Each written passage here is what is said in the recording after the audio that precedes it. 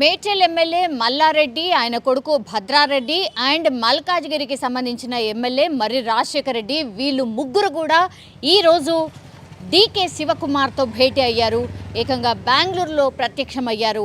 ఇదే ఇప్పుడు షాకింగ్ వార్త అనుకోవచ్చు. ఒక రకంగా డీకే శివకుమార్తో వీళ్ళు ముగ్గురు కూడా భేటీ అయ్యారు.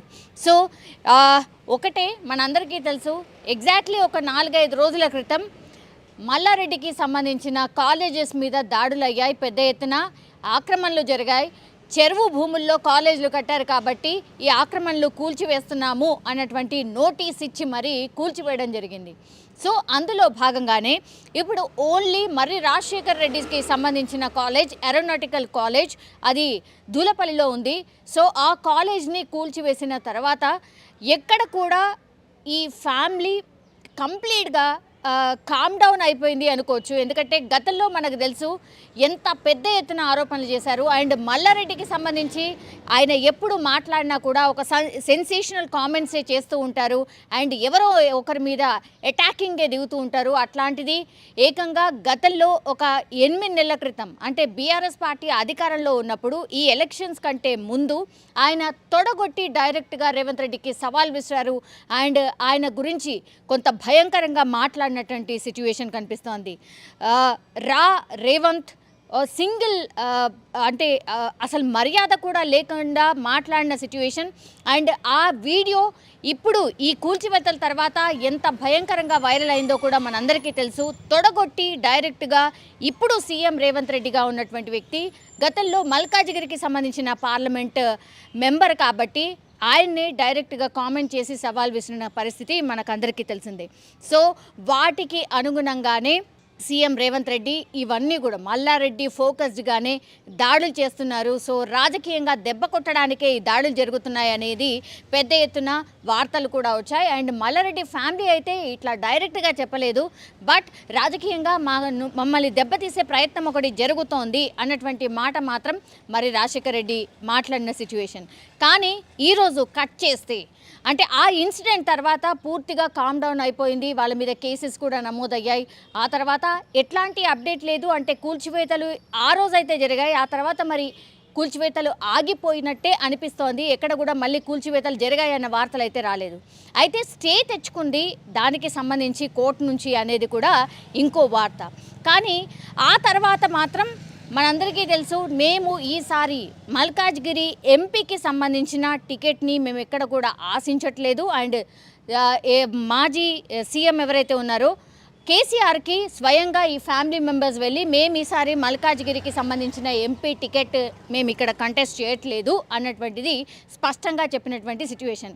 గతంలో మనకు తెలుసు డైరెక్ట్గా మల్లారెడ్డి చెప్పారు, ఈసారి మల్కాజ్గిరి ఎంపీ టికెట్ నా కొడుకే రాబోతోంది, భద్రారెడ్డి పోటీలో ఉండబోతున్నారు అని గతంలో అసలు కేసీఆర్ ఆ పార్టీ అనౌన్స్ చేయకంటే ముందే ఈయన్నే ప్రకటించుకున్నారు. కానీ స్వయంగా ఆయన్నే వచ్చి మాజీ సీఎం కేసీఆర్ని కలిసి మేము ఈసారి బీఆర్ఎస్ తరఫు నుంచి ఏ పార్టీ తరఫు నుంచి కూడా మేము ఎక్కడ కూడా మల్కాజ్గిరి ఎంపీ టికెట్ నుంచి కంటెస్ట్ చేయట్లేదు అన్నటువంటి మాట ఆఫ్టర్ కూల్చివేతల తర్వాత ఈ వార్త కూడా బయటకు వచ్చింది. దీనికి సంబంధించి కూడా ఎక్కడ కూడా క్లారిఫికేషన్ రాలేదు. బట్ పెద్ద ఎత్తున వార్తలు అయితే వచ్చాయి, మేము ఎక్కడ కూడా మల్కాజ్గిరి ఎంపీ టికెట్ నుంచి మేము కంటెస్ట్ చేయట్లేదు అని.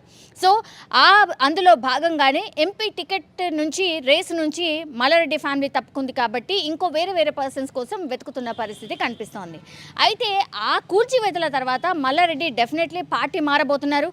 కాంగ్రెస్లో జాయిన్ కావడానికి విశ్వ ప్రయత్నాలు జరుగుతున్నాయి. ఇవన్నీ కూల్చివేతలు మా మీద ఇట్లాంటి దాడులు ఆగాలి అంటే మాత్రం ఒకే ఒక మార్గం, అది ఏంటి అని అంటే ఖచ్చితంగా కాంగ్రెస్ పార్టీలో జాయిన్ కావడం.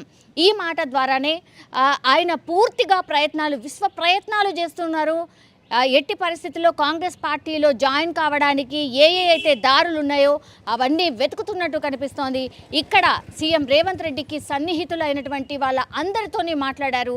వేం నరేందర్ రెడ్డి సీఎంకి రైట్ హ్యాండ్ అని చెప్తూ ఉంటారు.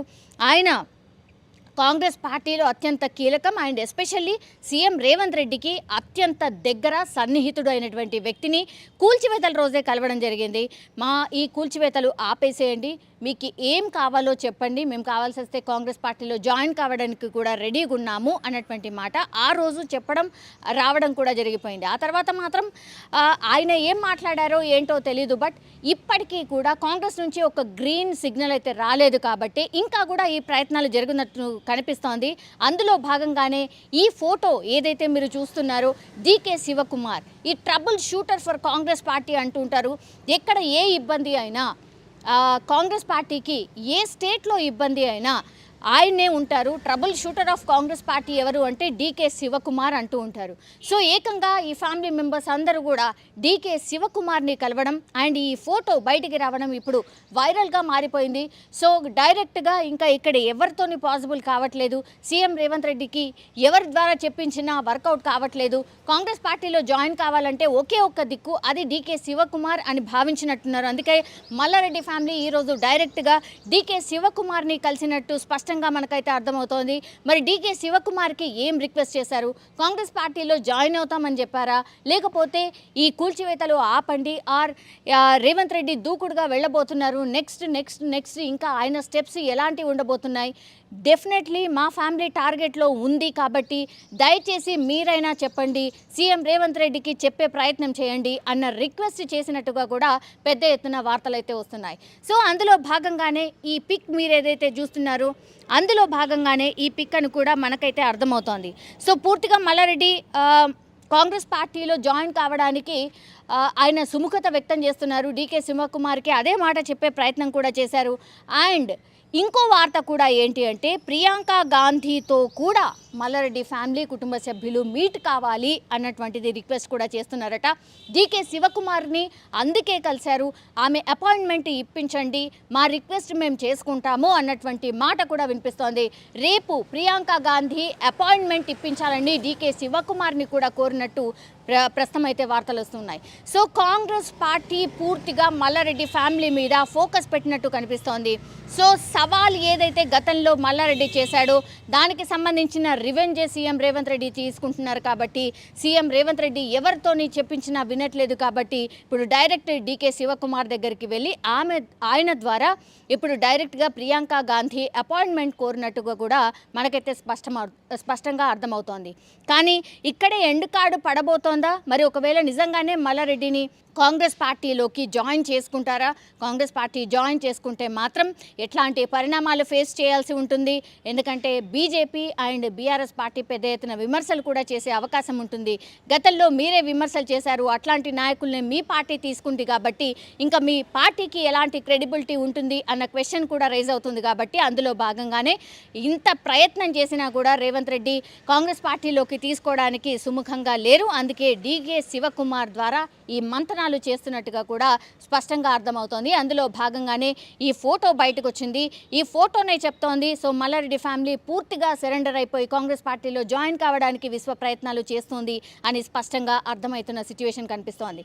ఈ ఫోటో బయటకు వచ్చింది కాబట్టి ఇప్పుడు ఈ వార్త వైరల్ అయింది కాబట్టి ఇప్పుడు మల్లారెడ్డి ఫ్యామిలీ మరి దీనికి సంబంధించిన క్వశ్చన్ చేస్తే మరి ఎట్లాంటి రెస్పాన్స్ ఇవ్వబోతోంది ఆర్ ఎట్లాంటి ఆన్సర్స్ ఇవ్వబోతోంది? ఈ పిక్ అయితే పూర్తిగా వైరల్గా మారిపోయింది.